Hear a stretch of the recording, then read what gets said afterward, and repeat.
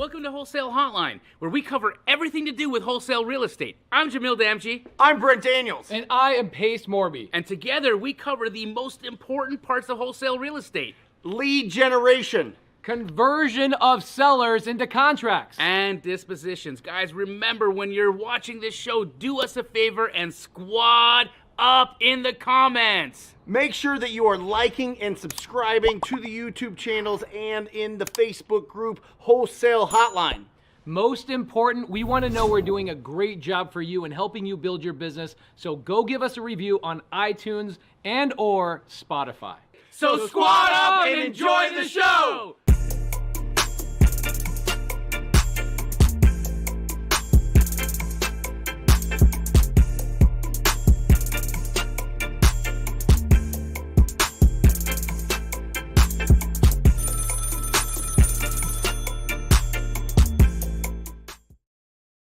Welcome to Wholesale Hotline number 104. I am Brent Daniels, Mr. TTP.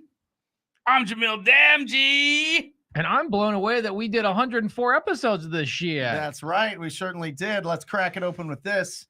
All right. This is from The Greatest Salesman in the World by Og Mandino. Old school. Fantastic. If you've not read it, it is a quick read. It is fantastic. And I want to talk a little bit about salesmanship here because that's Did you really just say conversion. It's a quick read? You're holding a Bible. Well, this is all of his books combined. Okay. All of his books. All right. This People is can see how thick that juicy boy is on camera right now. And they're like, how is that a quick read? This is a juicy boy. So back in the day, that would have been like a greatest hits album. This is the greatest hits. This is it. So I will greet this day with love in my heart.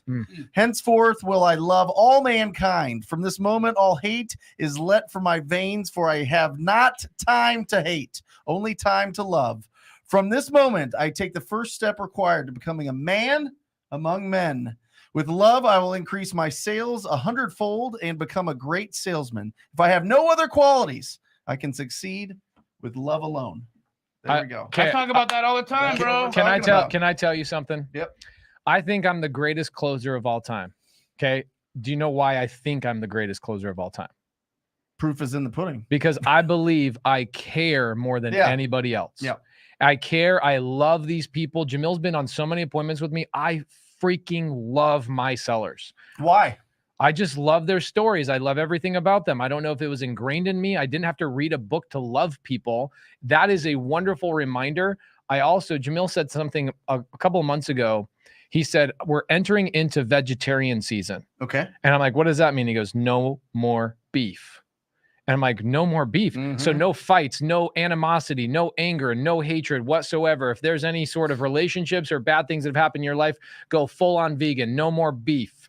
Stop having the beef in your life. I freaking love that from a sales perspective. When you care more, you close more. When you close more, you make more money. Yep. You stay in the game. You get better and better and better. So when I watch other salespeople doing their pitches with sellers, I'm like, you don't care enough. You're not asking the right questions. You're not actually understanding their situation. You're trying to close them. And so when you're in an appointment with me, I'm not trying to close anybody. Right. I'm not trying to close anybody. I'm truly trying to understand them with pure love in my heart for their situation.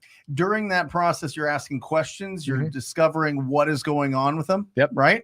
And during those questions, that's where you're finding out what is really happening here and how can I best serve this situation. Yep. And what's funny is that when I started going to sales training years ago, very quickly, the sales trainer asked me to start speaking in front of the class. And I was like, what's so special about me? He goes, I don't know. You just seems like you know all this stuff. And then when we would read the textbook, I go, oh, I guess I do know this stuff, but I didn't read it in a textbook of how to love and care for people. I naturally just I'm an empath. Yeah. I was born an empath. And so my question is, can people learn to love deeply? And can people learn to actually follow those instructions in that book? What do you think? 1000% you can. In fact, the majority of us, all of us, we tend to come from a space of fear before we learn how to observe that and to transcend that into a place of love. And this is what I mean by that, right? Yeah. So as you grow up and we all might have differing opinions about, you know, childhood trauma and its effect on what happens to you as an adult. Yeah. But as you grow up and as you navigate this world and you see different people's different opportunities, different experiences, what we tend to find, our behavior, our thoughts, our emotions are predicated upon benefits and the loss of those benefits. Sure. Okay. Yeah. So I'm going to be nice to Pace because it might be beneficial to me. Right. Or even though Pace is a jerk to me, I'm going to still not be a jerk back, or I'm going to be nice to Pace because I don't want to lose my benefit, whatever that is. Yeah. Right. We're always jockeying for benefits or not to lose our benefits. Right. And that is why we get stuck into this fear-based mentality, because we're too scared to be honest. We're too scared to be loving because we are so afraid of losing what's beneficial to us. Yep. What I would venture to So say, how do you get anything if you have you that stop fear of focusing loss? on the result. You stop focusing. If you can detach from the result, and That's it. I say this over and over in different ways, but if you can detach from the result, then the thing you do gets infused with your presence, and that presence is love, Mhm. because you're actually there trying to do the thing. So I'm out there. I am broke as a joke. I owe a bunch. I'm trying to be a real estate entrepreneur. I get a deal, and then the seller calls me, says they don't want to sell it to me anymore. I'm devastated. I'm crestfallen. I'm heartbroken. How do you not get it all mixed in there? Again, a seller calling you and saying, I don't want to sell to you anymore, is not the same as, and you not agreeing with that doesn't mean you're not a loving person or you're not coming from love. Okay. You can also be honest and just say, hey, listen, we spent a lot of time and we're in a contract right now, and we have to deal with the reality of the fact that we're in a contract. Yep. Right? That doesn't give other people the right to be a dick to you and you not be able to at least be assertive and stand in your truth. Right. Right? Being truthful, being powerful, being in your truth doesn't make you a pussy. Okay? What's that quote about the yeah. dangerous gardener? Right? It's better to it's better to be have you ever heard this quote? Mm-mm. Oh my gosh. It falls right in line with the vegetarian. It does.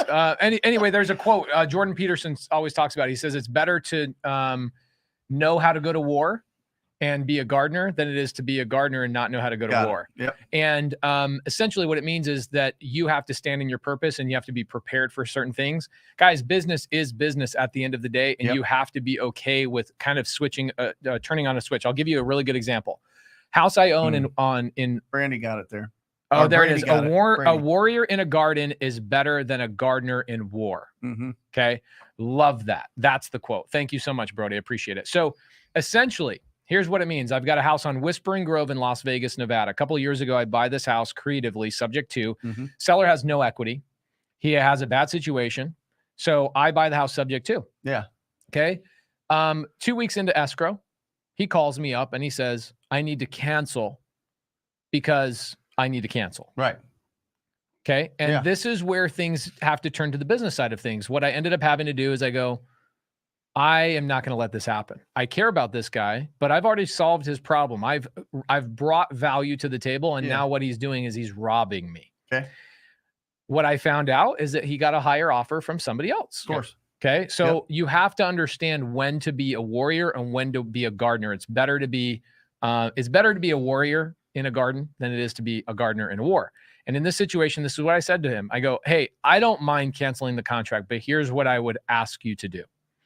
The people who are going to move into the house, my tenants, they've already moved all the way across the country. They're in a U-Haul, and they're basically right outside your neighborhood waiting for you to move out. It's a mother and a couple of kids. If you don't mind calling them yourself and telling them that they're not going to be able to move into the house, I'm okay canceling the contract. He goes, oh, no. Oh, we can move forward. Let's just get the deal done. And I did this on a live Zoom. Yeah. And my students are watching this happen, and they go, man, that's amazing for the wife and 2 kids. I go, yeah, if they exist. I'm sorry. I created a third party that did not exist in order to protect what was rightfully mine. I brought something to the table and I solved a problem. Okay. The difference is what if he was like, yeah, I'll call him? He wouldn't have. I'm too good. I'm so freaking good. It was unbelievable. Here, the thing is, I brought something to the table. I solved a problem. I fulfilled my obligation in that contract. We are now in a legally binding contract, and now it's time for me to become a warrior. That's all there is to it. And I'm sorry to say that, but you have to understand how sellers operate. You guys will see the quote that I say all the time: buyers are liars, sellers are worse. It is unfortunate, but that is part of the business. Jared Franken wants us to be his Valentine. Happy Valentine's Day. Happy everybody. Valentine's. Happy Valentine's Day. Happy Valentine's Day. And how fitting is it that we're talking about love on Valentine's Day? And again, I truly believe that if you can enter every situation, every negotiation, every conversation, and try to be as loving as possible, that you will find a way to a better, higher result than you would be if you're coming in from a fear-based place. Here's the thing. Somebody else said to me the other day, it's not who you know. It's not what you know. It's who you know. Yeah. And do you believe that? Yes, my life forever changed the second I knew Brent Daniels. I think what you know helps with the people that you know. Okay, great. So who becomes before what, right? A little bit, or what become what? How is this working? It's the what becomes before the who, because the only way to get to know a Brent Daniels is to actually bring a little bit of value. Right? I can't just be somebody off the street. I can't be no gig off the street, if you know what I mean. Go ahead. You got to earn your keep. I would say that possibly that's true. If Brent Daniels was the kind of person that was like, I only want to talk to people that are going to benefit me. I've seen Brent Daniels talk to people that he doesn't necessarily see are going to benefit him. And I think that who you know is a product of what's going on in here and what's going on in here. If you are thinking in a way and feeling in a way, who you know changes. Yeah. That's what changes. Yeah. Because you're thinking higher, you're feeling higher, the people that are around you, and I'm not high. Okay? This is the people around you. Are you sure? The people around you elevate because you are thinking and you are feeling in a higher perspective. Right. Right? Yeah. And that's from love. Yeah. That's from love. Can we give Sherry Lash some love? Sherry asked me. All these skirts know what's up with TTP. About 30 days ago, she comes into my general Q&A. And she says, Pace, what do I do if I run into a seller that is willing to sell on seller finance? And I go through, I answer the question for her. I spend about 45 minutes. And then a month later, she closes escrow. She hadn't even had this lead yet, but a month later, she closes on a deal, 0 down, 0% seller finance on her first deal ever. Good job, Sherry. Wow. Really good to see you in here. Let's ring that bell, baby. Ring that bell. Ring that bell, baby. Oh, I get to ring it? Yeah, come on. Oh, my gosh. I don't like ringing it because then I can't close my ears. Isn't it funny how your entire life can transform from one deal? Yes. Did you guys know that I'm doing a challenge this weekend? Let's talk about it. It better be called the Transformation Challenge, because I think one deal can transform your life. That's exactly what it's called this week. Friday, Saturday, and Sunday at 10 a.m. Mountain, starting from 10 to noon. Yep. It's called the Transformation Challenge. I'm going to be teaching another one of the techniques that we learned in Astro Flipping. Last time I did the Secret Agent Challenge. That was a hit with everybody. They got tremendous value on how to build relationships with agents. And so many people went out and got deals and changed their lives. So here's a new challenge of a brand new technique. Ryan Zolan, who you do a show with every week. Thursday. This is the only technique that he does. This one technique that I taught him, it was on how to do deals that are on market. A lot of people are like, Jamil, are MLS deals crap? You don't even fuss with them because they're too much headache. Here's the thing. I have a full-time girl in my office, Adriana. That's all she focuses on. We probably do 2 of them a month. Okay. But it's not my main focal point. I do see the validity in it. I just feel like I like direct to seller way more. Love it. Love it. Will you put up the link to that? Guys, by the way, Ryan, in February, closing over $500,000. Yes. All on that one strategy. That's not just the amount that these properties are worth. That's what he earns from these deals. Yes. 10 to 20 a month. Yes. So there's definitely a lot. And you know what? We use that same strategy at Keegley, and we're doing a 10 deals a month from that same strategy as well. So if Ryan and I can compete against each other in the same market for the same deals, then there's got to be something to it, right? So if you guys are interested in joining, there's a link there. You can sign up. It's limited. It's not going to be as big as the Secret Agent Challenge because we're using a different platform. So guys, get in there and sign up because how many people max? I'm maxing it at 500. Ooh. Yeah, this is going to be done before tomorrow. Well, that's just it. I just want it to be really intimate. I want it to be small. I don't want to get crazy with it. So guys, sign up, and if you're out, you're out. Are you doing this on Zoom? Yes. Is that where you're limiting to 500? Yes. Why don't you use my account? I have an enterprise account. It goes to 1,000. Well, because I want 500 people to show up. You want action takers. I want action takers. I opened it up to a lot of people for the Secret Agent Challenge, and it was great. A lot of people came, but a lot of people didn't do anything with it. And I don't want that. I want people that are actually going to take action. And so I'm just going to limit it. I'm going to make it real intimate, real small. Awesome. And that'll be that. I love it. When's it starting? Friday, 10 a.m. MST. It's 3 days. Friday, Saturday, Sunday. How am I going to participate when I'm on set with you? This is we're Friday morning. You'll be on right in the beginning with me. Okay. And then Saturday we're together. Okay. And then Sunday we're together. Okay. There we go. Love it. Oh, because jump on there, guys. Because we're in LA. Okay. Got 500 spots. 500 spots. All 3 days, huh? Yep. You're going all 3 days. Going all 3 days. Awesome. Hey, only a few spots. Shout out to this sexy ass woman on Valentine's Day, guys. Hey, all right. Oh my gosh, my wife is unbelievable. I'm gonna give her a little shout out. Any man in the audience that treats your wife with any type of disrespect ever, I'm gonna give you guys a little bit of insight. These women birth your children. Dude, her water breaks at here's what happens. I get off a phone call at 9:45 after the show last week. After the show last week. Yeah. Okay, I get home, I get on a phone call. I'm going to ring the bell. Okay, I get off a phone call late. Sure. It's like 9:30. I get off this phone call. My wife's a G. She's always encouraging me to work. She's always encouraging me to chase my dreams. I go upstairs. She's in the bathtub in pain. Like, I'm in pain. Like, she's putting hot water on her legs. She's trying to whatever. So she gets in bed, 9:45, laying in bed. She's having a hard time breathing. Water breaks 10:30. We rush to the hospital. We're there at 11 o'clock. She gives birth 47 minutes later.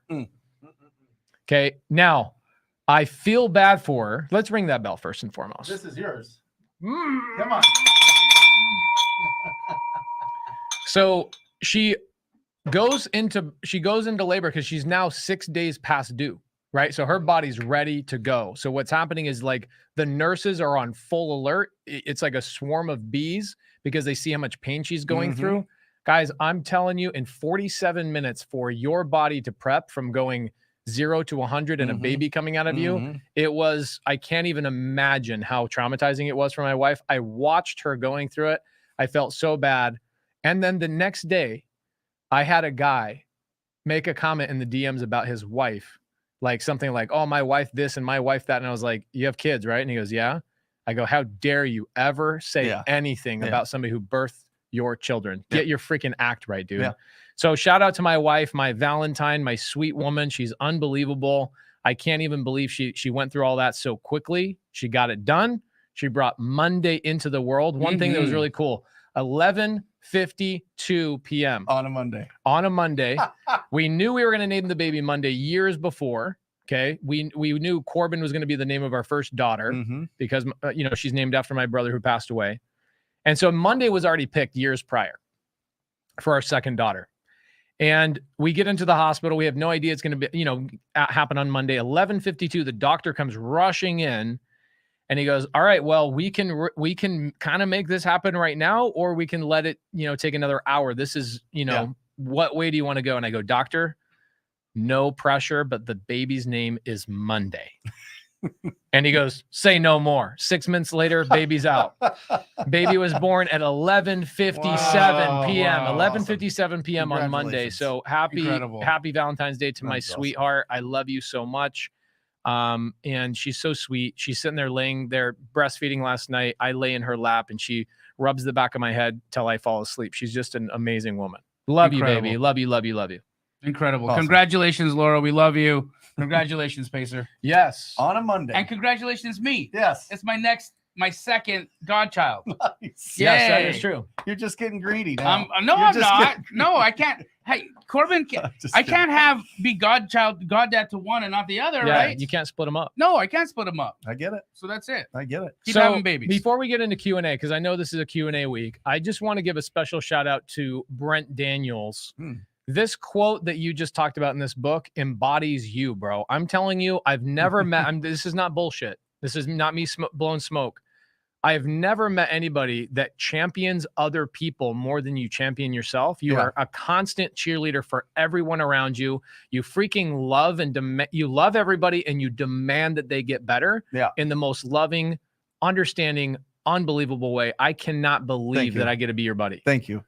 Thank Love you, dude. I No, love you, man. Listen, I think everybody that goes out there and talks to strangers about real estate, that's never talked to anybody about real estate, is super brave and incredible and should be championed and should be supported and should be, you know what I mean? It's a small group. If you look at everything that people decide to do with their lives, Right. people that want to be real estate entrepreneurs, you have a different brain. And I love you. I love you for that because you like me. You Yeah. like Right. us. Right. You know what I mean? So yeah, I'll champion it all day long. Plus that, and I know that if everything melts, I can get on the phone and bring everything back up no matter what. So Right. having that confidence is really important, I think. So I love everybody in the community, and I love that I went through everything that everybody's going through when they're starting, because I know that I could do it again. You know what I mean? Awesome. Like, let's go. When you build yourself back up from below zero, Yeah. and you're able to do that in a rapid manner, Yep. in a way that connects people, in a way that is solving problems, in a way that's immensely profitable to you and your family, and can be done in any city in the entire country, Yep. you have a superpower. Yeah. And you feel Yeah. confident to walk out into the world Yeah. and be the way that you are, the way that you are, the way that you are. Like Yeah. you're about to, in July, go into a new city and change someone's life. He's going to go into a new city and change. I'm not going to get into the details of it. I'll let him do it. But he's going to go in and change someone's life and hang out with them from an entire month and build a business with them. Well, right? listen, you guys, I mean, you guys have had a lot of, I mean, your tribes, your groups, your families, and your coaching has just gone bananas, and you guys still coach. You know what I mean? I love it. Like, it's delegated all the time by everybody else, and it's just silly. Like, oh, let me get them into this funnel so that they can get something to change their lives, and then I'm going to peace out. You guys are on Zoom calls like for 15 hours a week. Sunday morning, I was on a 3-hour Zoom yesterday morning with my students. I have this student. She's actually in here. Heather Heather Witzig. She's in here. She's doing the Morby method, creative finance purchase. Have I broken down the Morby method for you yet? Yep. So she's got a deal. I love it. She's got a deal in Florida. Seller needs $100,000, right? It's a seller finance deal. And people always ask, what happens if I run into a seller finance deal where the seller's willing to sell to me on seller finance, but they want a really big down payment? Yep. Okay. There's 3 things you can do. Number 1, get better at negotiating. Okay. And that's where, Sherry earlier, she got a 0 down, 0% seller finance deal. That's a great negotiation. However, the other 2 things are contingent upon sometimes the seller needs a specific amount of money to move on and do something with their life. Yeah. So if the seller needs money as a down payment, something large, there's 2 other things you can do besides negotiate. 1, okay, well, this is number 2 technically. Yeah. Number 2, you can ask the seller to do a cash out refinance. And then once they complete the cash out refinance, you take over that cash out refinance subject to. Okay. Yep. What's great about that is the seller then pulls out that equity out of that property through a non-taxable loan, right? They get a loan, non-taxable, and then you take it over subject to, which is pretty dope. Yeah. The third thing you can do is you can do the Morby method, where you bring a lender like myinvestorloan.com to the table. They bring, typically they'll bring 70% of the purchase down. Okay. So let's break this down. I've got a deal going on right now in Utah, $500,000 purchase price. Yep. myinvestorloan.com is bringing $350,000. It's not, what do we call it? Credit based. Right. It's an asset-based loan. What's the interest? The interest is 4.25. Okay. 4.25%. Now the remaining, no credit no credit at 4.25. 4.25. That's bananas. It's competitive out there for lenders right now, dude. Yeah. So my investor loan is giving me $350,000. The seller is going to get that $350,000 in their pocket. Now you might ask, well, what about the other $150,000? Well, my investor loan is going to want to see me bring $150,000 to the table because that's my quote unquote skin in the game to qualify for that loan. So where's that $150,000 coming from? It's coming from a private money lender, and that private money lender brings that to title. Now title is holding $350 from my investor loan and $150 from my private money lender. It satisfies the entire $500,000 purchase. Done. We close escrow on the deal. Deed comes in my name. Seller then refunds my private money lender their $150 back, and we create a second position note and deed of trust, seller carrying back that for them. Little bit of cash flow for them. Well, either that, or the way I'm structuring those seconds is I'm structuring them in silent seconds. So there's no payments, no interest for the first 10 years. Love it. Is there still a deed of trust? So you can either do a deed of trust. Yep. Right. A silent deed of trust, or we are drafting. This is where I was leading into. Okay. Yeah. Heather says, well, you know, the lender I'm using doesn't want to see a second position on the house. And I go, no problem. I'll show you what I've done in the past, where I have my LLC has an ownership partnership with the seller, so that there is no second loan. The seller's interest in the property is inside my LLC, and I have a buyout agreement with the seller for the same terms of the second note and deed of trust. Nice. And I just went over 99% of people's brains. But here's what I did, and here's why I'm leading into this. Heather asked me a question about the Morby method. This is what I love about coaching, is instead of me just answering the question, I go, let me get my attorney on the phone with your seller's attorney. I will pay for all the paperwork and all the structuring so that I can then give that paperwork to all my students throughout the whole program. Yeah. Everybody benefits from it. And Heather and everybody's like, this is Sunday morning on a bonus Zoom, and you're going to spend $3,000 this week just with your attorney's fees to make sure that all your students have access to this very specific type of deal. Yeah. And that just goes to show you how much we all freaking love doing this, dude. That's it.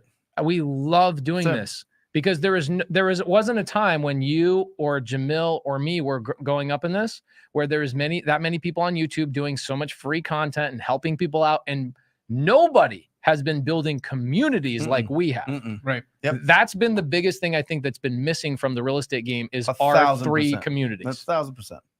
Our 3 communities coming together is absolutely epic. Get that Nathan bell. Wall. Yeah, baby. What did he do? How much did he make there? He said $26,000. Nice. Nathan's an Astro student. Great job, Nathan. How's that? Very likely came from an agent.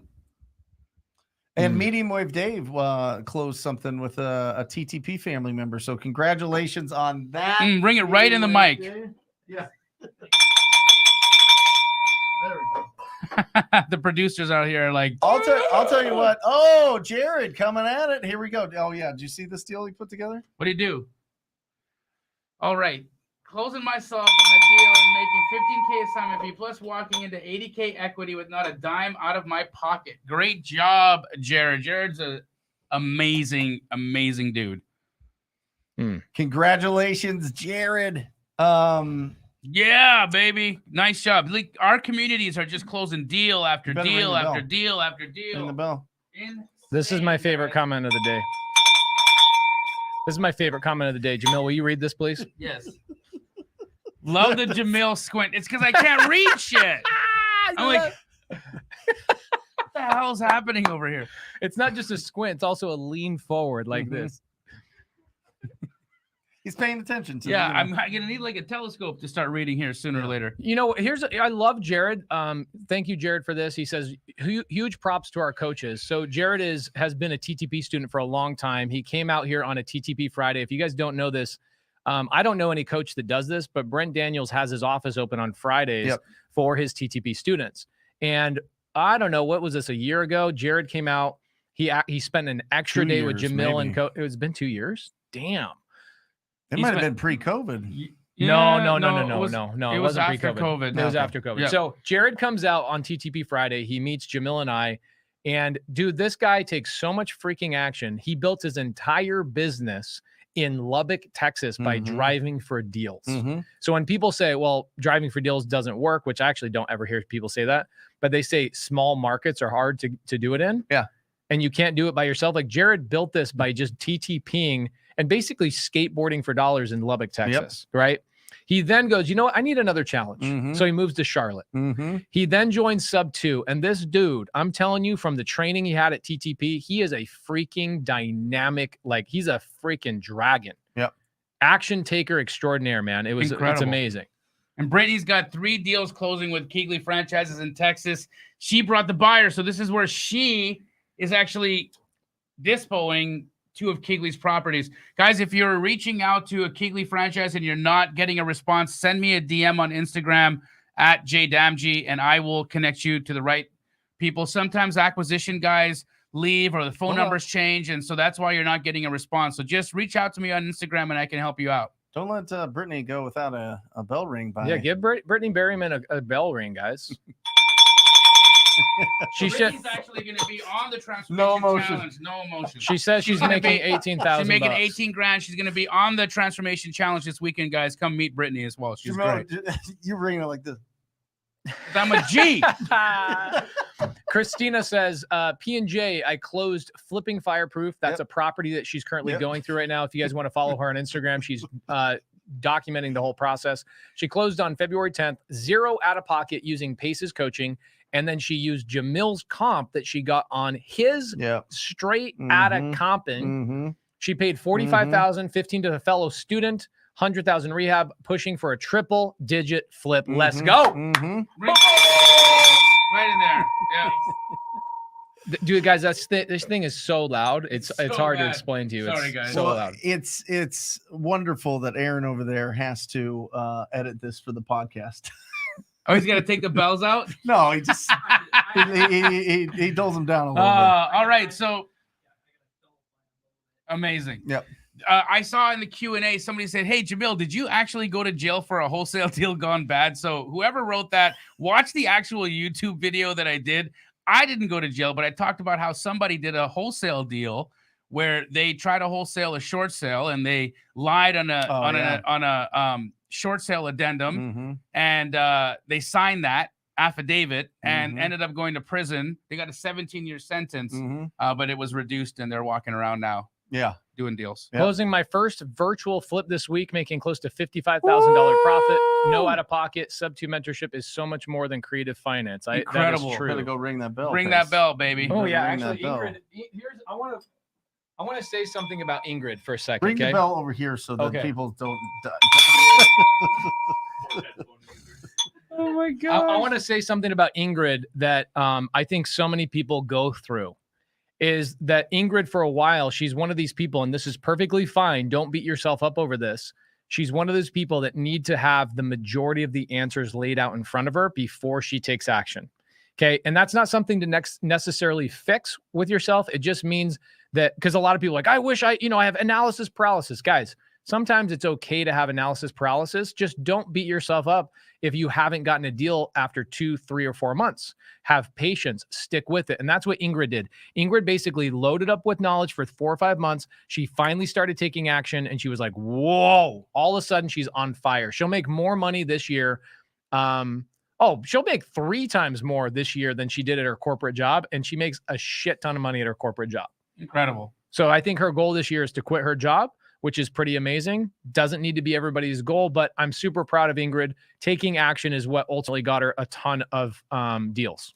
I want to bring up something that I've noticed happens sometimes when people aren't getting the desired result they're looking for from whatever their marketing channel is, right? So say you're cold calling, say you're doing agent outreach, say you're going after dead wholesaler leads and trying to make creative deals, right? All of these things, very viable, very, very clear paths towards a deal. Okay.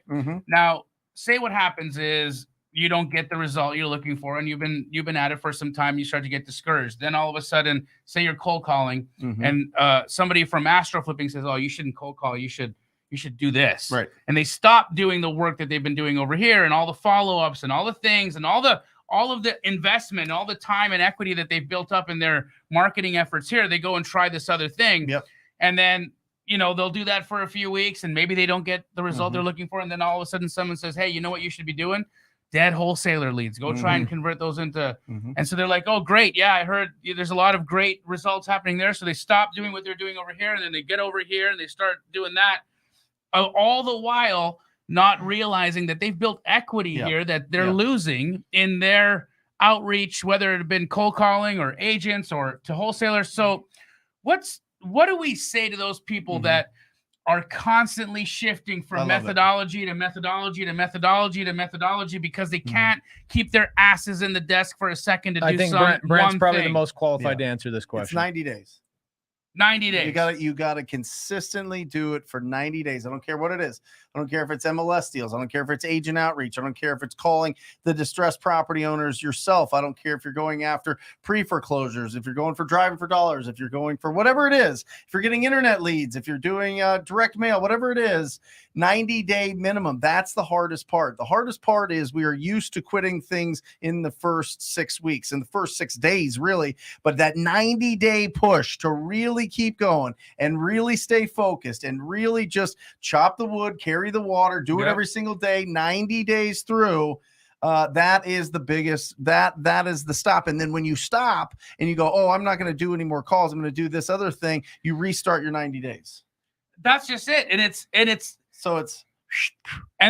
what you're not realizing, you don't get to just start again and say, okay, I'm going to go back now to cold calling. Right. You have to start from the beginning. So guys, like, get real with how much time and effort you're spending on the one thing. Yep. Look, each of us teach different ways to get out there and do the business, and we all do business. Mm-hmm. Every one of us does an incredible volume of numbers, an incredible volume of deals. Mm-hmm. You have to find what resonates with you and then stick to it. That's right. Stick to it.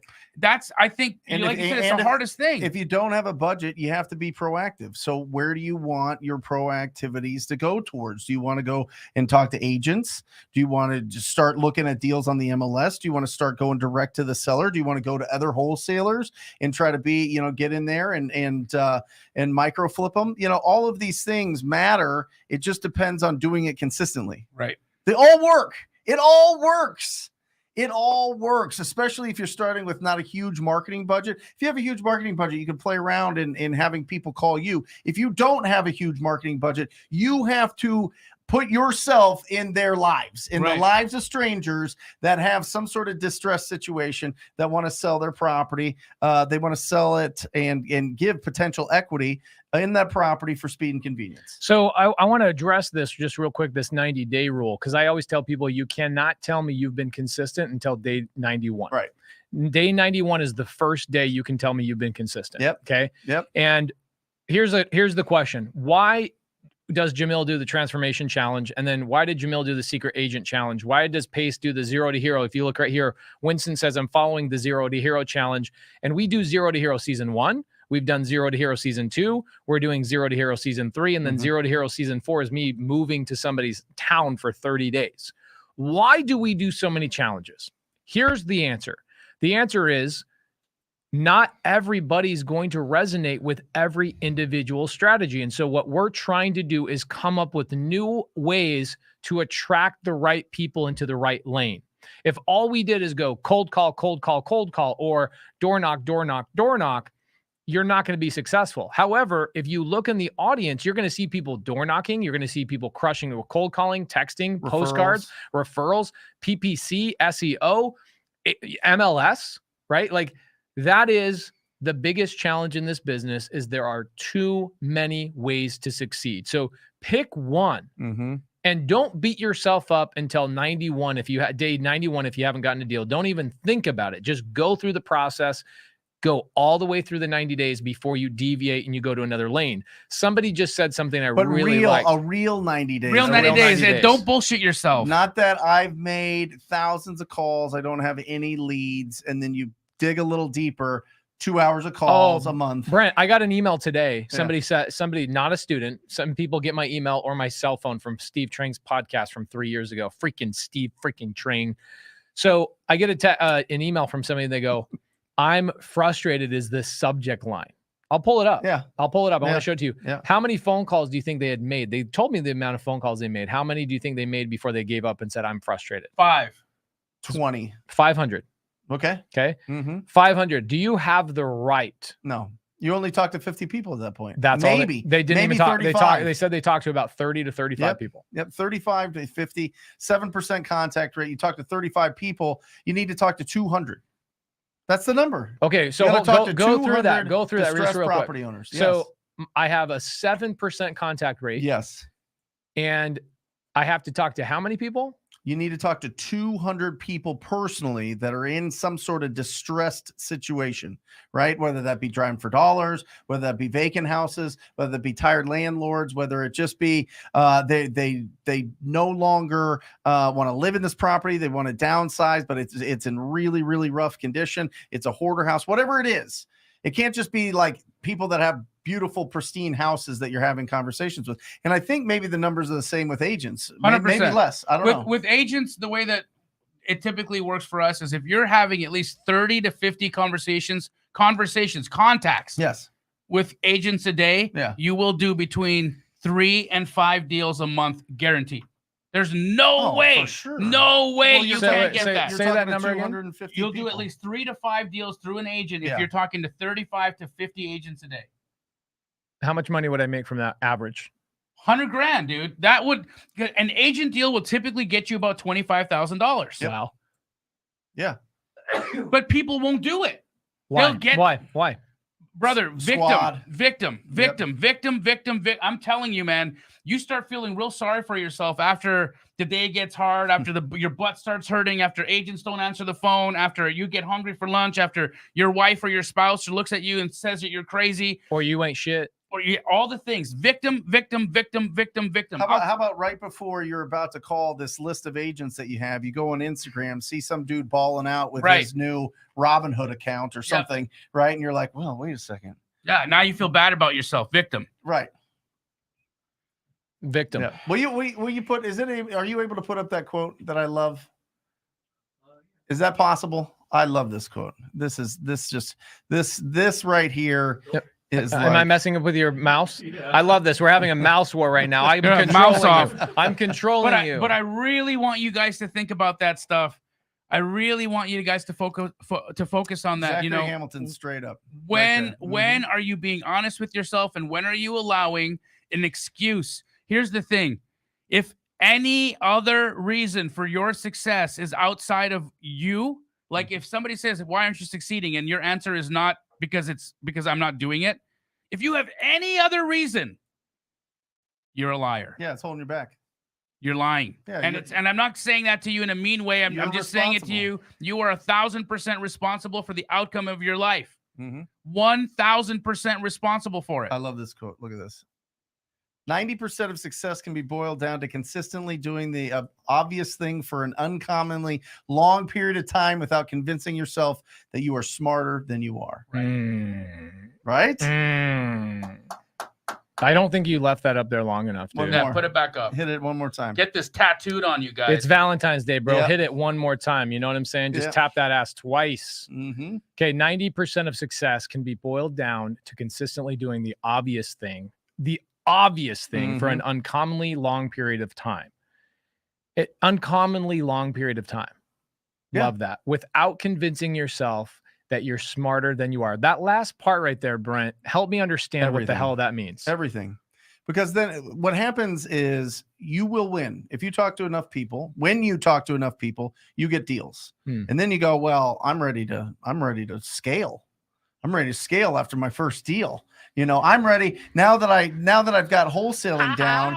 Now I'm going to start building this portfolio. I'm going to start doing all these other things. I'm going to start getting distracted if you just build a company that sources discounted properties, you can do everything you want. Every goal that you have with building wealth can happen once you build the machine of sourcing discounted properties. That's it. So you just focus on that. Keep it, stay there, stay in the saddle, keep making the calls.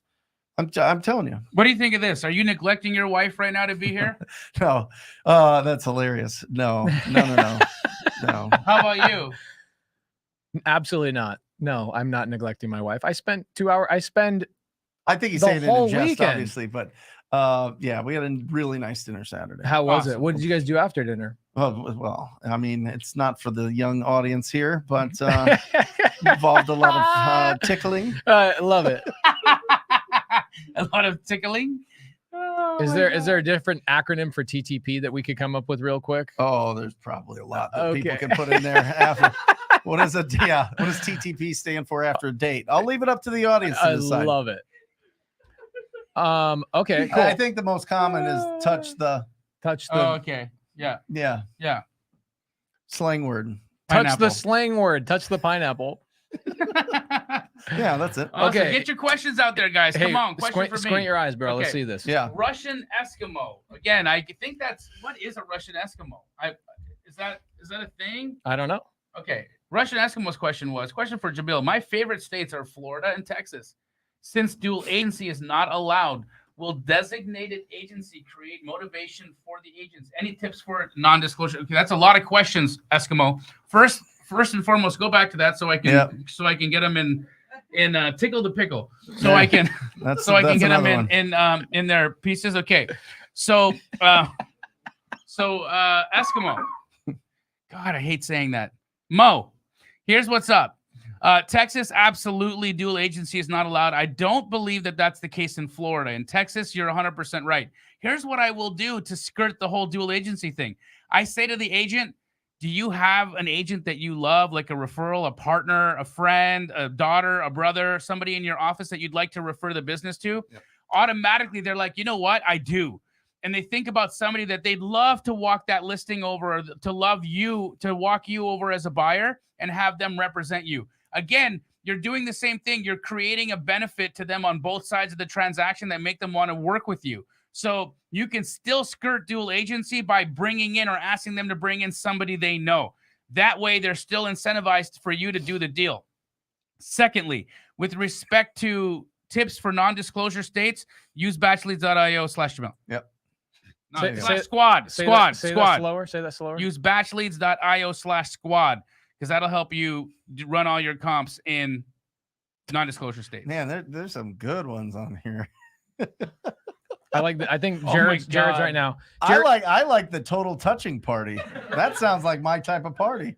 Okay, so I want to talk about this question from Sean. Yep. Put Sean on there. I'm texting Jared Frankham right now. Jared, get an iPhone, bro, because I'm not going to text you back till you get an iPhone. I'm very sorry. I love you, but get an iPhone. Sean has a question about what?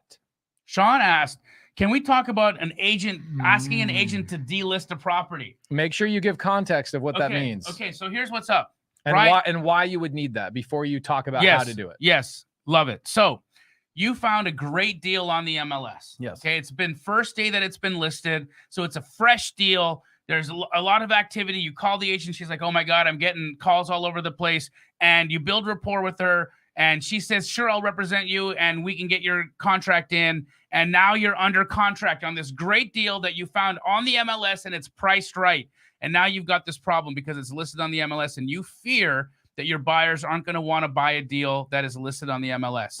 Right. So first and foremost, I want to tell you the first attack that you need to have is to your fear that a deal on the MLS won't sell, because that's not true. I buy deals that are listed on the MLS all the time. Mm-hmm. They are more difficult. Yes, and some buyers don't like seeing deals that are listed on the MLS.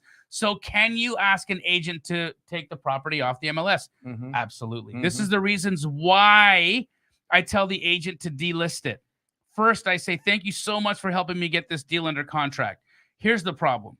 When I buy a property that's listed on the MLS and you've actually put a price stamp on the MLS now when I go to fix that property and sell it, an appraiser is going to see what you listed the property at. And that creates a price stamp for me. Mm-hmm. That price stamp hurts me when I go to try to resell the property, because some banks, some appraisers don't want to see me make a profit. Do you mind taking your listing down? And sometimes they will. They won't always say yes, but sometimes they will. So that is absolutely a viable reason to ask an agent to take a property off the MLS. Or at least it sets up for a further conversation that next time before you list it, bring it to me. Right. But I've had it be where 50-50, they'll say, sure. Yeah, absolutely. You just got to not be fearful of asking the question. I would also say that it's probably with the flat fee brokerages is more likely to let that happen than the bigger brokerages. You know what? I've asked Monique to delist a property that's listed on the MLS, and now she'll just snap it right off.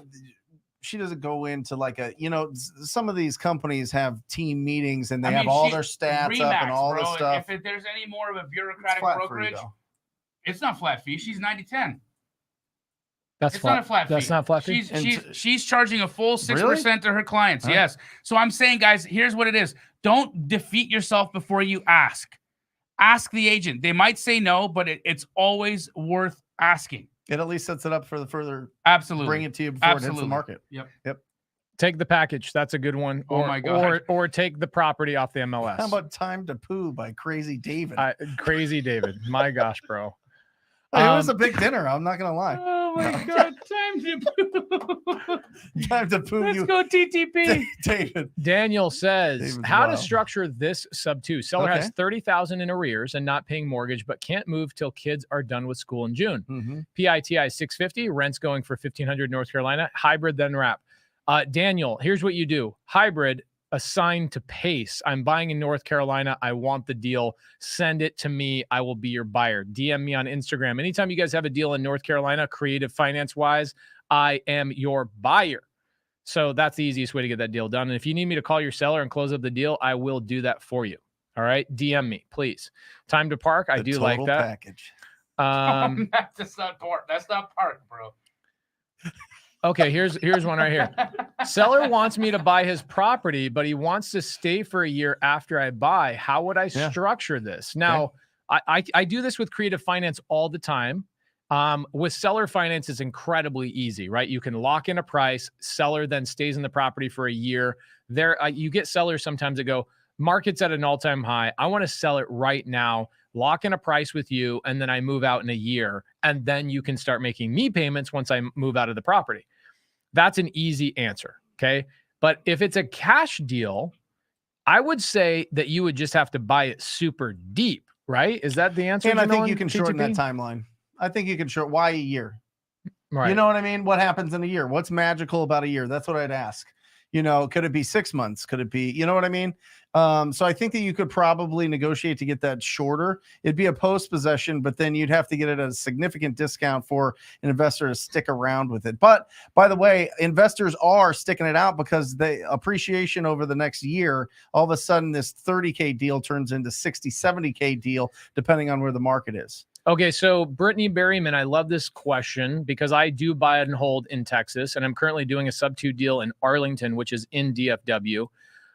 Brittany Berryman, why are so many investors against buy and holds in Texas? It is because your property taxes are total shit. Yeah, I have houses that I'm paying $16,000 to $21,000 a year in property taxes, and so what most creative finance investors in Texas, you know what they're doing? They're seller financing. So they buy a house sub 2 or on seller finance. They turn around and they sell it on seller finance. So they're not in charge of the property taxes, the insurance, and all that kind of stuff. Their new buyer who bought it on a wrap is.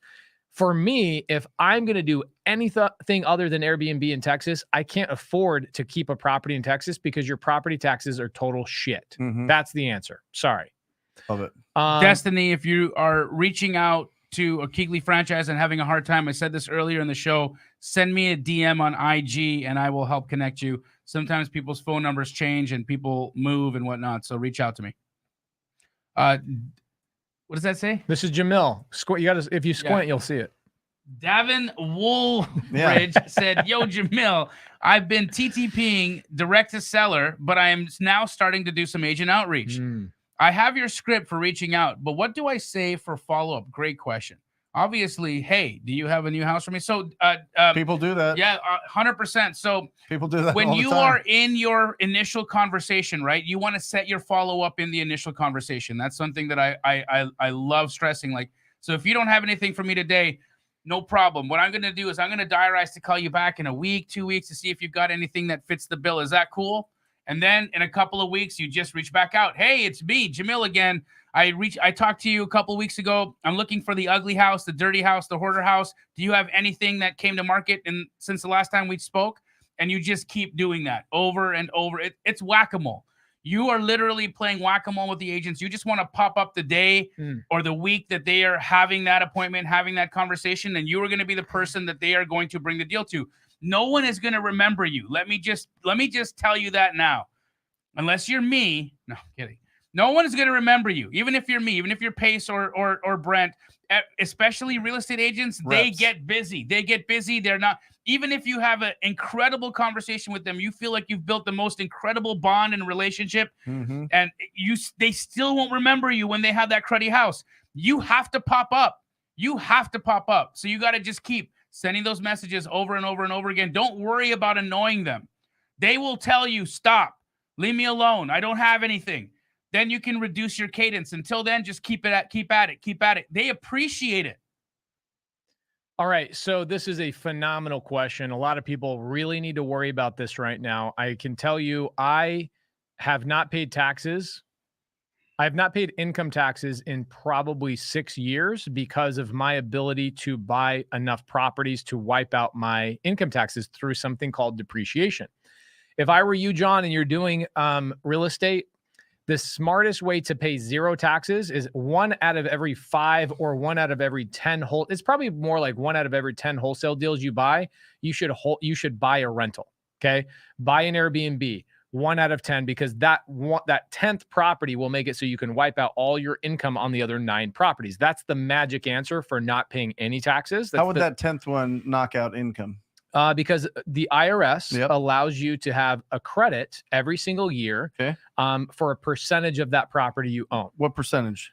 So here's how you figure it out. Okay. Let's say I have a house right now I'm buying in Atlanta for $800,000. Yep. So take that $800,000 and divide it by 27 and a half years. Okay. So let's figure that out. It's really great. I love thank you for letting me answer this question. Nothing makes me 5,300. Okay. No, it should be more than that. I don't know.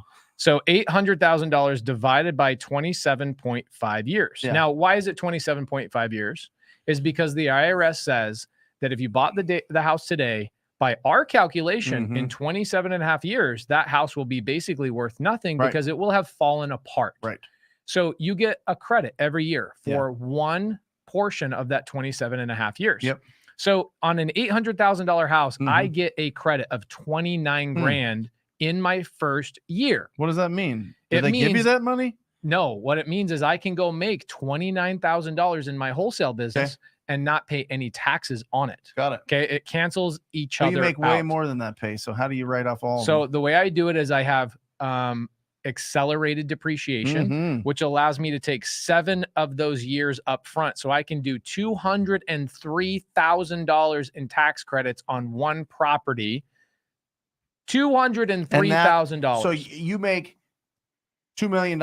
That knocks it down to 1.8. 1.8. And then you have more. Yep. And more. Right. This is why I say buy 1 out of every 10. And I think people really need to understand that this is a wealth building hack. The government does a terrible job, nor do they want to do a job of housing. Right. Nor do they want to do the job of creating businesses. That's why entrepreneurs, through our LLCs, we get to spend, then get taxed, income spend, get taxed, right? And then what you're saying is you take that money, you put it into investment property, get a rapid depreciation of 7 years, and boom, you're knocking down that income that you have every single year. Yeah, and if you guys want a more, and the government's fine with it. They're not just fine with it. They're like, wait. They encourage it. You don't have any depreciation? What the hell are you doing? They don't want to. Listen, the government does not want to employ everybody, nor does the government want to be responsible for housing. That's why they have this in place. If you're wondering, is it just a bunch of rich people that lobby to get this thing done? No, this is the foundation that our country's built on is the free market. Right? Free capital markets. We get to go out there and decide to create an entity, which is like a human, but not really. It's a business. And then we got to do all these incredible things once we create it. Talk to me about Steve Howard. Okay. So Steve Harward, owner of primecorporateservices.com. Okay. Go to primecorporateservices.com. Tell them that we sent you, primecorporateservices.com.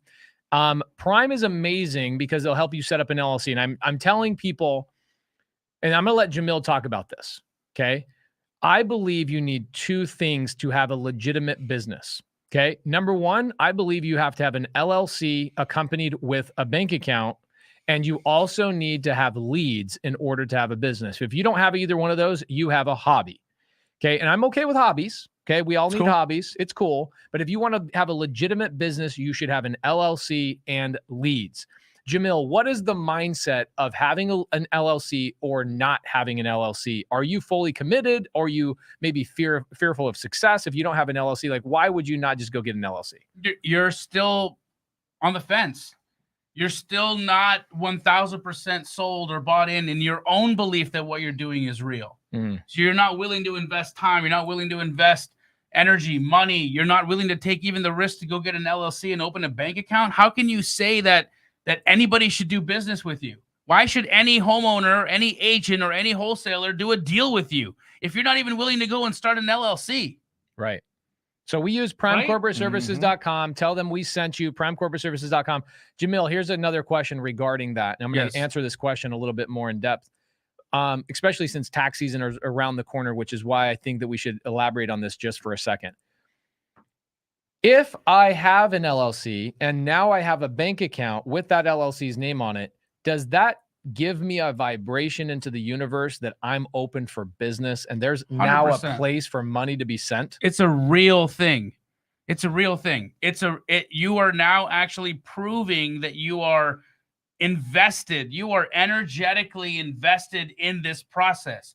I have a tax implication. I have a bank account. I have obligations now that I've created for myself because I'm making this a real thing in my life. Look, guys, if this is going to remain a hobby for you, then get hobbies results. Yep. That's it. That's it. Expect that and be okay with that. Yeah. If this is entertainment for you, then be entertained. Okay? Are you not entertained? But that's just what it is. If this is life or death for you, then take a step. I'll tell you what. If I'm not feeling well, if something's going on in my body, what's the one thing if I care about myself, and I want to live, what am I gonna do? I'm gonna go see a doctor. I'm gonna get advice. I'm gonna do the thing that shows the universe I give a shit. Right? Yep. If you are trying to build a business, if you are trying to do this, then you have to take a step. You have to take a step towards this being real. Yep. That's it. Okay, so here's the actual answer to that. Okay, if you are somebody who doesn't have an LLC and you've got a deal done, you're going to pay more taxes than somebody who has an LLC. So I can't really explain this perfectly, but if you're making under $200,000 a year in your wholesale business, you're going to put probably the smart thing to do is put about 20 to 25% to the side just to be safe. It probably will end up being closer to 15% at the end of the year. Right. If you're making over $400,000 a year in wholesale, which we have a lot of freaking people doing that, you're going to be paying closer to 43% in income taxes in your wholesale business. So think about the math there. If my average sub-2 deal, okay, my average sub-2 or seller finance deal that I buy and I acquire and I hold in my portfolio, the cost to pay an assignment fee, close escrow, get it up and running, do all the things is about 30 grand right now. Okay. About 30 grand. Yep. Now I typically will raise private capital to pay for that 30 grand. So I'm still out of pocket $0. But if I go make $500,000 in my wholesale business, would I rather go buy anywhere between 8 to 10 sub-2 deals with the money that I would be paying to the IRS, or would I rather just pay $250,000 to the IRS with that money? Well, the IRS needs money. I guess the IRS needs money. They need to spend it on something. So guys, think about this when you're in your wholesale business and as you're acquiring cash, make sure you are looking at an equation. For us, it's at 1 out of 5 deals that we touch, we end up putting in our portfolio. When I started, it was 1 out of 20. And then you start snowballing. You need to grow wealth. Wealth. All right. But for new wholesalers, I'd say 15 to 20% minimum, put it to the side. Why do you think that single family houses have become an asset class for hedge funds? That's our Jamil question. I mean, we could go real deep with some of this, not to get off the, wholesaling questions, but it's a real asset class. It's here to stay. 100%. Hedge funds are here to stay. They might run out of money here and there, but it is an asset class now. And it wasn't really before. It wasn't, but here's what they gain from single family versus multifamily. Yeah. Liquidity. You can go out and you could buy $4 million worth of multifamily, but if you want to sell $4 million worth of multifamily, you have to sell $4 million worth of multifamily. Yeah. If you want to buy $4 million worth of single family, you can sell off $100,000, $200,000 houses at a time. So you get that same benefit of being able to make that huge purchase, but you get the instant liquidity of being able to piece it off step by step without having to strata title or individually title an entire apartment building. So that's first and foremost. Second, hedge funds are seeing, just like Pace had mentioned today in one of his stories. I do watch your Instagram, and we've been talking about this since before and during the pandemic. Of course, during the pandemic, what was the one thing we kept talking about is, guys, we are printing money and houses are protected against inflation. That's what housing is. It's one of those assets. How does it protect against inflation? Because housing goes up with inflation. Right. In fact, I took this is what you're talking about? My story this morning? Were you on the toilet reading my stories? Is that where you were? Real quick, Pace, for your portfolio in 2021, how much higher did your net worth go up? By just breathing? $6 million. That's right. I made $6 million. Can you divide that by 365, please? Oh, yeah, I'd love that. I'd like to know how much you're passively adding to your family's wealth. Okay, divided by 365, right? That's how many days are in the year? Yep. Okay, I didn't know that. I was today years old when I learned that. What? I'm just kidding. I'm just kidding. Okay. And by the way, the question on the screen right now says, do I have to be in Utah to use Prime Corporate Services? The answer is no. We have students all over the country using Prime Corporate Services, and I have a student in Canada who's using Prime Corporate Services. Oh, that's dope. Yes. Okay, so if the appreciation on my assets went up $6 million last year, how much money do you guys think I made daily? 20,000. $16,438 a day. I used to write down, honestly, every single day I used to write down on my thing, I'm going to make $10,000 today. I'm going to make $10,000 today. I'm going to make $10,000 today. Because when we start out, it's our efforts, right? It's chopping and carrying, right? I mean, and to the point where you decide that you want to invest instead of spend the profits that you make. So the more people you talk to, the faster this works for you. All right. And I don't care if you're talking to agents or you're talking directly to the homeowners, or if they're calling you, the more people you talk to, the faster you're going to be able to build up a pile of cash that you can then invest in assets, which then create little babies. They create baby monies all over. That's creating wealth. What we do, getting rich, is what you do on a daily basis to get income coming to you and your family into your business. What you do with that income is become wealthy by investing and earning almost $20,000 a day. A day. That's even on Saturday and Sunday. By the way, it keeps compounding. Yeah. It keeps nasty. going. It gets nasty. How do people buy these fancy houses and these fancy boats and they go on these fancy things and have all these? I just don't understand how they do it. That's how you do it. Yes. You go out with your efforts, because your efforts equal your income. That's it. The amount of value you provide to the world is equal to how much you get paid. And what you do with that, that's the magic. That's creating wealth. That's a tough pill for a lot of people to swallow. Look at your bank account right now and your actual net worth, and it is equal to how much value that you bring in the business environment. And then the value that your portfolio brings to the world is then going to work for you. That's how people get control of their life, which we call financial freedom. There you go. Yeah. Dorianne says, Pace, I think you've covered this before. I probably have, but I love covering shit multiple times. Would you please comment on the benefit of using Prime Corporate Services to form an LLC over do-it-yourself through the Secretary of State? Yes. Let me give you a couple of analogies. Is there a benefit to doing my own landscape myself? Yeah, I guess if I really enjoy doing it, but I understand delegation is the only way to true wealth. And so you have to learn how to delegate properly to professionals. That's number one. Learn how to delegate, hire professionals. Number two, they will tell you exactly how to set it up, what state, and how to add anonymity, because I have had tenants come to sue me. You imagine if my tenants knew I had social media presence, I was on a TV show, they could go make comments on stuff, on my stuff. I don't want my tenants knowing anything about me. So going through Prime Corporate Services, getting full anonymity is huge. Another thing is setting things up properly. You know how many people set up their shit wrong and then they come back 5 years later, 7 years? I'm one of those people, and I'm pretty smart. I was one of those people. It took me 7 years to unravel the LLCs I started myself. I did them incorrectly. An LLC is not an LLC.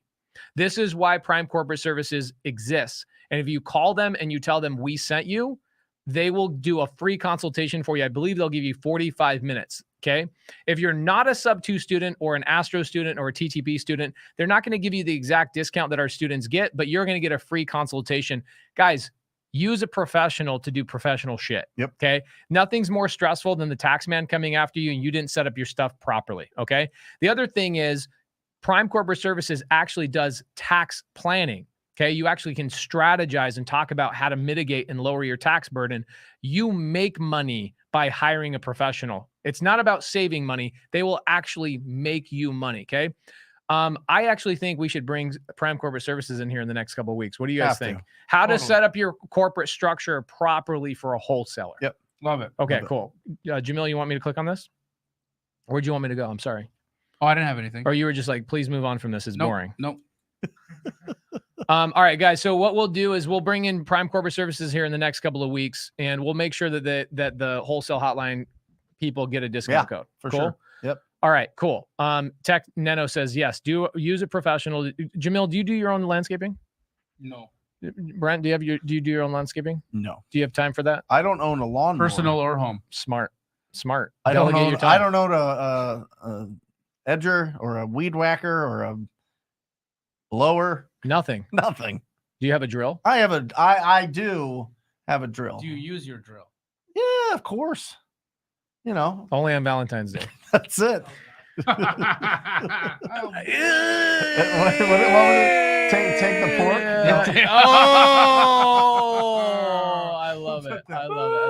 Taking the pork. I love it. All right. Are you not entertained? Yeah. All right. I think okay, Jamil, Russian Eskimos on it. If we are wholesaling on market, should we aim for fix and flips or buy and hold buyers? Oh, either way, it doesn't matter. You should always be looking at the pricing based on the condition and always looking for a fix and flip opportunity, right? That's what I'm trying. If we're looking at just nice houses and trying to create rentals out of them and lowball, that's when this conversation of lowballing happens, because we're writing offers on properties that are obviously in good shape that are below what they're worth. So I'm always looking for the opportunity to add value. Here's the thing, guys. Remember, as wholesalers, all we're doing is selling potential. If I don't see the potential to add value, then it's not a deal. So on market, off market, on MLS, off MLS, I'm always evaluating as if it's a fix and flip. What do you think about the amount of inventory in a market? Because here in Phoenix, if you lock up something here, even at the price that they want, they've got backup offers even higher and higher and higher and higher. Right. You know what I mean? There's a question about it's a different kind of user. It's a different kind of user. So, and I want to Eskimo. I want to also talk about markets where fix and flips don't make sense either. Right. So there are going to be markets like, let's, for instance, Birmingham, Alabama. You might be able to buy a house for $20,000, but it's only worth $60,000 fixed up. And it's going to cost $60,000 to fix it up. So does it make any sense as a fix and flip? No. But it could make total sense for a cash flow. But that's that kind of market. That's not a market where fixing and flipping works. That's a rental market. So you have to identify what kind of market you're in first before you start to determine if you're going to be writing offers for fix and flip or for rental. Sorry. No, and I also, the comment somebody had posted about Southern California as a market, and can we lock it up close to retail? Absolutely. I am telling you. I mean, Southern California right now, I'm seeing stuff trade between 80, 83, 85% of ARV, but the prices are so high there, and they appreciate so quickly. So nowhere in Southern California is anybody evaluating stuff for rental. Okay, because the rents in SoCal are trash, right? And there are rentals out there, but people don't necessarily want to buy and hold rentals in SoCal because they're hard to do. You're just about to buy one, but you're going to go short term. You're not going to go long term rental on that thing. Yeah, I'm buying a house in Hollywood Hills, 17 minutes from your house on the beach. Yes. Come on, are you really? Yeah. Yep. But it's going to be an Airbnb. So yeah, it'll be good. You're welcome to stay there anytime. Fancy you want next Valentine's Day? I want you to go make a mess at my house. Fancy pansies. Fancy pansies. I left Eddie Charger's name up on the screen because I want to shout out Eddie. I love Eddie. Out in Atlanta, he's one phenomenal. Of the best people ever. Eddie Charger. I have a picture of Eddie on my wall right now. You do? Yeah. Eddie came out here and didn't come see me? No, I went to Atlanta. Oh, you went to Atlanta? Mhm. Okay. I have So a picture in my wallet of Eddie. are you serious? Yes. What the hell? You just one up on me? So I just got off the phone, or Jamil and I actually just got off the phone with Big Boy from Outcast. You did? Yes, we What? did. No, you Yeah, didn't. 100%. Right before we walked in here, we got off the phone with the Big Boy from Outcast. We are going to be doing an Atlanta meetup. We're going to be doing an Atlanta meetup all about real estate. Big Boy's doing short-term rentals in No. Atlanta. Yeah, Yep. You want to come out? Probably in 30 I might days. have to at that You might one. have to. Let me see. We're going to do an Atlanta meetup. Big Boy and his son Bamboo are buying more Airbnbs, and we're consulting on Bamboo's growth and his real estate endeavors. And so Big Boy's going to come out. We're going to do a meetup.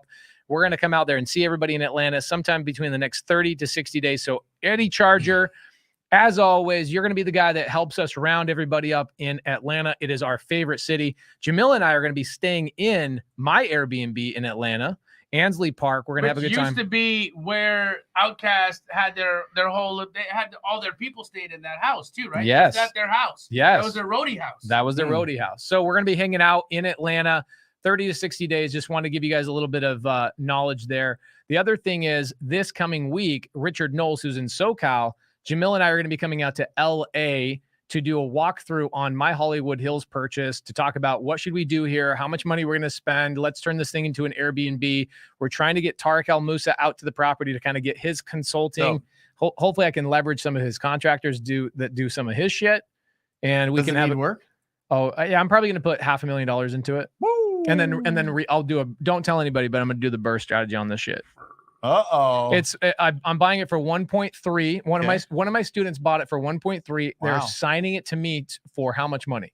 1.35. 1.5. They're making $200,000 assignment fee on this bad Still boy. seems like a deal to me. Still- Yeah. It's a It's deal. a good deal. I'm going to put probably between $400,000 and $500,000 in it, between renovating it, like decking this thing out, making it amazing, furnishings, all that kind of stuff. And then I'm going to refinance it somewhere around 2.3 to 2.5. And I'll basically have no money into the deal. Awesome. It'll be great. Yeah. The burst strategy, it works when you buy a property at basically 50% of its ARV. Do you have to get a license to do Airbnb in SoCal? Let's not talk about it. Yeah. I didn't know if they only give magic tickets. Yeah. It's a very strange thing in Southern California. Yeah, I bet. Yeah. All So I'm gonna give you guys a little bit of some information on the Airbnb stuff. Okay, so I've got 3 ways I do Airbnbs. Yeah. Okay, so if I have a neighborhood that allows for Airbnbs, I Right. just go straight up Airbnb or VRBO. If it's a neighborhood or an HOA that has problems with it, I still go Airbnb or VRBO until they tell me I can't. Sure. And then I immediately go over to furnishedfinder.com Mhm. and I then start utilizing people for long-term stays, all that kind of stuff. The third way I'm doing it is I found a new company that contracts with nurses and doctor groups Yeah, that's great. for traveling nurses and doctor groups. They're not online. It's literally just a company that's going and searching for properties. So I just say, hey, I have these properties available. They manage them and take care of them. So I've got a property in Arlington, Texas that is strict no Airbnb, VRBO. The neighborhood and HOA is on our shit. I'm actually going to make more money going with traveling nurses than I would with VRBO Sure. and our Airbnb. Sure. So there's always a solution, guys. Don't ever take no for an answer. Awesome. All right. Yeah, I saw that. Love this. What a great day. All Great right. show. Guys, I'm going to bring it up again this Friday. Oh, Starting yeah. this Friday, this Saturday, and this Sunday is my transformation challenge, where I'm going to show you how you can transform your life in one deal. And I'm going to have Brittany Berryman, Michelle Garabito, and Ryan Zolan, who has perfected this technique that I taught them on how to find deals on the MLS, actually find real deals on the MLS. So we're going to be going through different strategies and tools that allow you to $500,000 scrape. this month. He made $500,000 this month on He's made market deals $740,000 since the beginning of the year. Yeah, all on market, guys. These are all on MLS deals that he's scraping. So he's using a tool to scrape the MLS, and it does all the evaluation for him. So he's not sitting there looking at every house on the MLS trying to see, is this a deal? Is it not a deal? Is this a deal? Not a deal? It does all the work for you. So anyways, sign up. Link is going to be in here right now. If you haven't already signed up, I'm going to limit the spots to like 500. So if you don't show up and you don't sign up, you don't get it. You don't get it. And there's not going to be any replays. I'm sorry. I'm not being a jerk about it. I just get in trouble every time I do because people are like, hey, send me that replay. No, just show up. Yeah, I agree with that. Next week, guys, we've got Jerry Norton in the house. That's right. I don't use Jerry Norton's Flipster software, but I love Jerry Norton as a human being. I think he's one of the funnest people to collab with. He's been in the business over 18 years. He knows his stuff. He is like a big brother to a lot of us. We love Jerry. I don't know anything about his Flipster software other than I hear people use it. That's what I know. Yep. He can answer that next week, Michael. So stay tuned. What are we going to be doing with him next week? We're going to be doing Q&A and maybe a little bit of Jerry Norton's origin story, maybe. Yeah, that'd be dope. How a kid from Detroit digging holes. Is he going to be in the Dominican when he's on Wholesale Hotline? Yeah. Will he bring some of his wallets? His iguana wallets? Yes. Maybe. I hope so. Okay, here we go. This is a good one. This is Brent Daniels all day long. No, I believe it's for Trent. That's a typo. Desiree Betancourt. Desiree, yeah. So a couple different things with probate. You gotta make sure you're talking to the right person, and you gotta understand where are they in that process, because you could build a nice relationship with the personal representative that's going to be taking over and responsible for what they do with that property. But if you lock it up too soon, time kills all deals. It's real hard to get them to stay with you the whole time while they're getting bombarded with calls and texts and other agents coming out of the woodwork to real estate agents to list the property. So there's a lot of people that go after probate properties. So it's really building that relationship and getting close to the end, and then getting that close to the end where they actually get the ownership of it. Then you lock it up and get it closed. You can lock it up earlier, but the likelihood of them backing out is high. So don't, as Steve Trang says, don't spill the candy in the lobby, right? By giving them the price early, because then they leverage you. Drop that link in the side chat for everybody. Link for the challenge is in the side chat, guys. There you go. Only 500. And listen, don't sign up if you're not going to show up. Yeah, don't sign up if you're not going to show up. Don't take somebody else's spot. My wife just did this last week for somebody. Joey Hicks says, how do I get around one of the sellers being in jail and possibly being deported? They want to sell. Hey, Mr. Brent Daniels, TTP, take the plunge. What is the answer to this? Do you just do you go around it, or do you maybe go to the jail in person? What do you do? We've always gone in person. That's possible? Yeah. Yep. I love it. Yep. Do you need to take any confectionary items with you? It really depends. It depends on if they some noodles. If they signed a power of attorney before going into jail. If not, then you can get a power of an attorney signed to somebody there. There you go. Great, and Laura. Then send a notary. So here's a tip. I just learned this from my wife. And by the way, TTP is going to happen tonight right here. Ricardo, thank you so much. Taste the pace. I don't think my. Hey, Ricardo. What do you think I taste like, guys? Hey, no, bro, no. Not a question. That's not a good question. Okay, this is not. Hey, Laura, Hotline. What's TTP?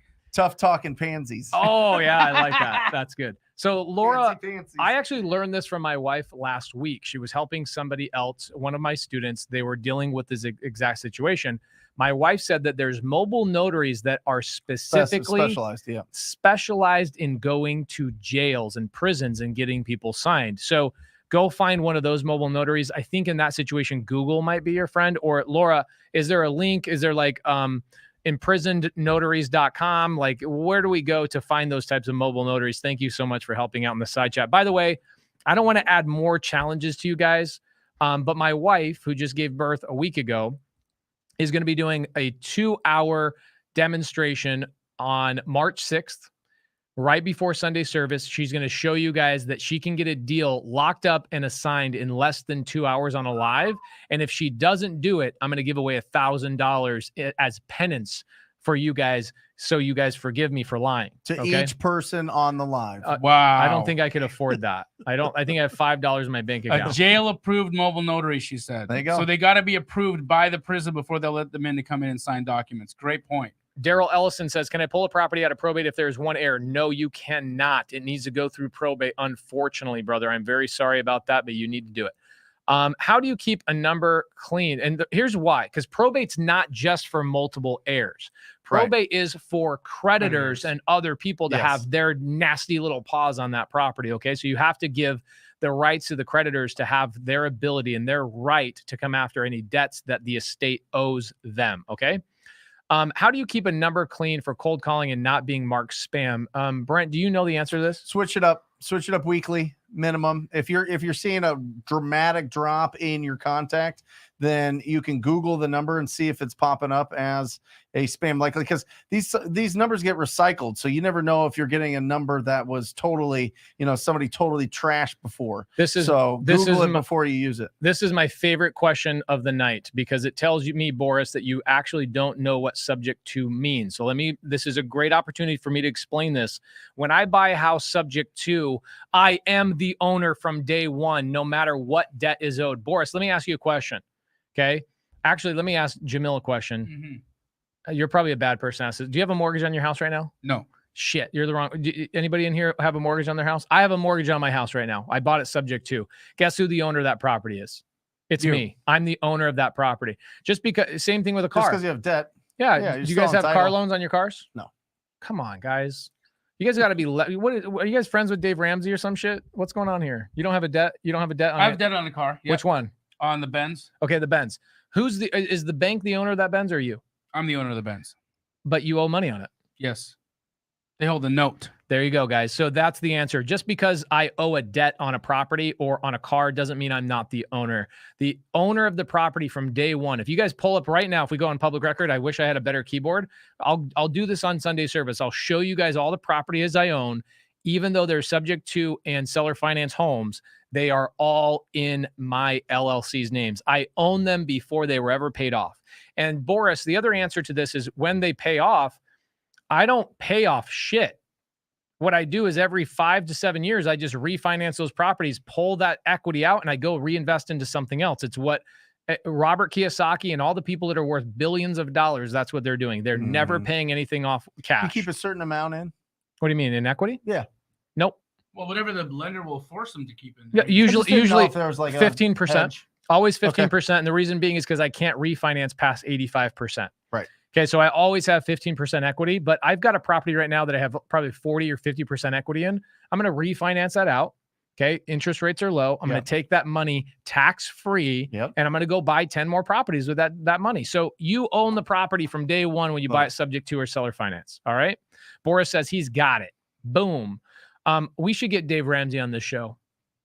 We should get, 2023, I'm manifesting it right now. 2023, we're doing some content with Dave Ramsey. One of us or all of us are going to do some content with Dave Ramsey. You guys ready? Yes. I'm ready. I actually love 95% of what he has to say. He's incredibly intelligent. I love Dave Ramsey, except for the leveraging of debt. I have a differing opinion. I look at the people that are worth billions and they all leverage debt. Yeah. I don't want to be a millionaire.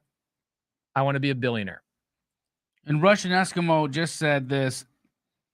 Everyone, what's the best way for people to do on-market deals and talk to realtors and lock up a deal? Eskimo.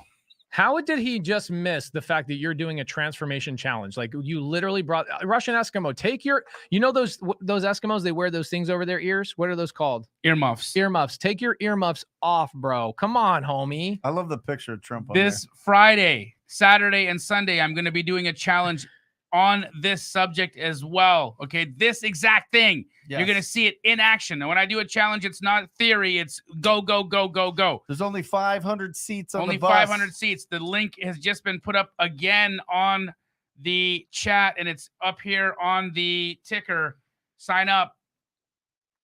They said get Brandon David Green in here. I will text David Green tonight. I'll see if he wants to come on here. I'm personal friends with David Green. He's a great guy. He's doing a great job over there on Bigger Pockets. I know we could get Brandon Turner on here. I was texting him a couple days ago. He'd love to get on here. Awesome. Oh, let's get him on. He'd want to talk about mobile home parks and acquiring mobile home parks. Maybe talk about his fund. Get some eyeballs about potential beard oil. He actually should create a line of beard oil if it was me. Does he still live in Hawaii? Hawaii. Yeah, he lives in Hawaii. Let's get him on. He's what's interesting. Early afternoon for him. I feel like he is a natural progression of where Brent Daniels is going, and this is why I say that, because Brent has chosen lifestyle above most everything else. Yep. I would say you have the best lifestyle out of all my friends. I appreciate it. Easily you. Yeah. Easily you. Yeah. Brandon Turner answers his phone, his text messages, and his emails 1 time per week. Wow. Well, that's not like you're me. not like that. No, I like the action. Yeah. I still like the action. But he does big parts for you. That's it. Yep. Awesome. I'm not gonna answer that one. That guy, that's a recipe for disaster there. Okay. One more. I'm green to creative, maybe a little brighter hue, thanks to you guys. But when you say cash flow, what does that look like? 300 CF? Cash flow. $300 cash flow. Like, what's the least? And yes, I do know this is Wholesale Hotline. Sorry, Manny Blue. What I will do for you is on Sunday service, I will answer this question in depth. I will go through my last 10 deals. In fact, if you go to my Instagram, go to Instagram's my Instagram TV, IGTV for me. In the last 3 or 4 IGTVs that I did, I broke down a deal I bought in Fayetteville where I'm making $0 cash flow on a sub 2 deal I bought from Christina Solara here in Wholesale Hotline. And I tell you exactly why I bought it and that I would never suggest you doing that in your first couple of years. When you elevate and you start buying, it's the same thing that a lot of these apartment syndicators are doing. They're buying things at 2, 3, 4 caps because they understand rent rates go up in 3 years, 5 years, et cetera. They're buying future potential. Okay. So there are times when you're a little bit more elevated and you have a little bit more resources, you can justify taking in no cash flow deals. However, when I started, I made a determination that my minimum cash flow was going to be $400 per month net in my pocket. Now, when I blend my Airbnbs, my single family rentals, my lease options, my notes, all that stuff together, I'm well over $500 per month on every single property. Awesome. Somebody wants Robert Kiyosaki on the show. Who knows? He lives down the street. Bro, we were at dinner with Ken McElroy the other night. Ken McElroy will come on here. We'd love to get Ken. And Ken manages all of Robert Kiyosaki's properties. Yeah. We are going to be speaking on stage at the Clever Summit, and Robert Kiyosaki is going to be a speaker there. So maybe we get Robert Kiyosaki out. There you go. Quite possible, guys. Awesome. Guys, remember that this show is also a podcast. Not only that, but we come out with podcast episodes every single day. You can go to anywhere that you listen to your podcast. It's on there under Wholesale Hotline, guys. And if you could, please write us a review, and that would be huge for us. That's it is legitimately the fastest growing podcast in this space, guys. Like, we had not even close. We've been having an incredible surge. Guys, thank you for the reviews. Thank you for the viewership. We love you. Make sure that you guys go home and TTP your loved ones. That's right. Every inch of them. TTP all over them, please. Yeah. Tell them to taste the pace. Wholesale Hotline 104. Good night. Or just say squat up. So squat up and enjoy the show. Yeah. Okay. 1, 2, 3. So squat up and enjoy the show. What are you doing? I didn't say nothing. Why? I don't know. Okay. So squat up and enjoy the show. Cool. I think we should use the one where Jamil doesn't say anything.